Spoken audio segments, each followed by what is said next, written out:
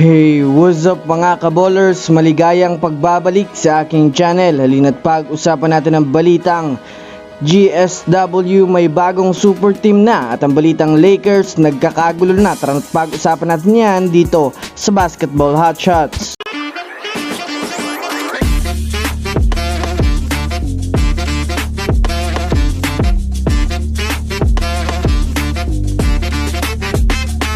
Una nga tayong dumako mga kaballers sa balita patungkol sa nagre-reklamo nga ang Lakers sa kupunan ng Timberwolves ngayon. Alam naman nga po natin mga kaballers na tinalo na naman nga kaninang umaga ang kupunan ng Los Angeles Lakers sa kanilang naging laro kontra sa kupunan ng Minnesota Timberwolves na siyang naghahari ngayon sa Western Conference.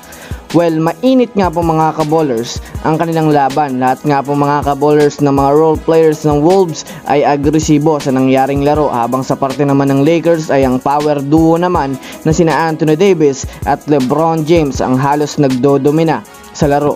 Magagawa pa sanang maitabla ng Lakers mga kaballers ang laban sa huling mga segundo sa naging clutch 3-point shot ni LeBron James, ngunit tinawagan lang nga ito ng referee ng 2 points kahit malinaw sa mga zoom picture na 3 points talaga mga kaballers ang naging puntos ni LeBron James. Kaya naman mga kaballers sa ngayon nga po ay nagkakagulo na nga ang mga fans dahil na rin sa hindi tamang mga desisyon ng mga referee, kahit man nga po mismong si LeBron James ay nadismaya sa kanilang naging laro kaninang umaga.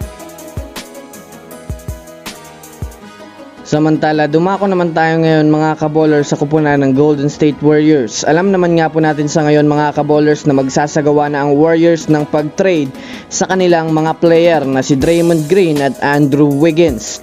Sa kasalukuyan nga po mga kaballers ay available na nga itong si Andrew Wiggins sa trade market, habang ito naman si Draymond Green ay napipisil na mai-trade dahil sa ito na nga po ang nagiging problema ng Warriors sa ngayon.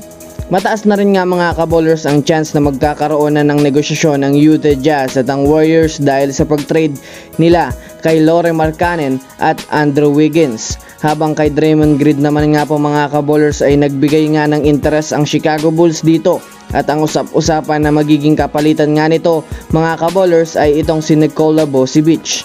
Kung susumadayan nga natin mga kaballers, malaking bagay sa Warriors itong si Lauri Markkanen at itong si Nikola Vucevic dahil na rin kilala naman nga natin ito bilang isa sa mga star caliber ng kanilang mga team. Kumbaga mga kaballers, mala super team nga po ang mabubuo kapag natuloy ang sinasabing trade na ito, kaya abangan lang natin mga kaballers sa magiging update patungkol sa balitang ito. So that's it for today's video mga kaballers. Yan lang ang ating pag-uusapan sa ngayon. Pindutin ang subscribe and hit nyo na rin ang notification bell para sa mga susunod na update sa mundo ng basketball. Again, this is Basketball Hotshots. Happy New Year! Thanks for watching.